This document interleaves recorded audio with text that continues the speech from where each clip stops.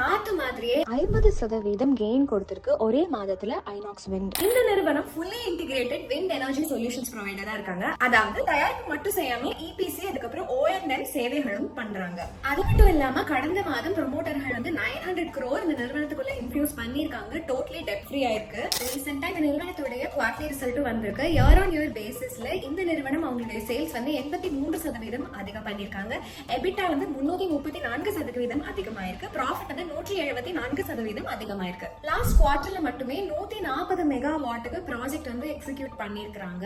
அடுத்த 4.5 வருஷத்துக்கு இவங்க கிட்ட எக்ஸிக்யூட் பண்ற அளவுக்கு ப்ராஜெக்ட் இருக்கு. ஆர்டர் புக் வந்து ரெக்கார்ட் லெவல் ஹைல இருக்குன்னே சொல்லலாம். ரிஸ்க் ஃபேக்டர்ஸ் என்னன்னு பாத்தீங்கன்னா பாஸ்ட்ல ரெகுலேட்டரி டெசிஷன்ஸ்னால OEM நல்லாவே ஹிட் ஆயிருக்கு. அது மட்டும் இல்லாம மூலதன பொருட்களுடைய விலை மாறுதல்னால மார்ஜின்ஸும் ஹிட் ஆகலாம். உங்களுக்கு எந்த கிரீன் ஸ்டாக் பிடிக்கும் கமெண்ட் செக்ஷன்ல சொல்லிருங்க.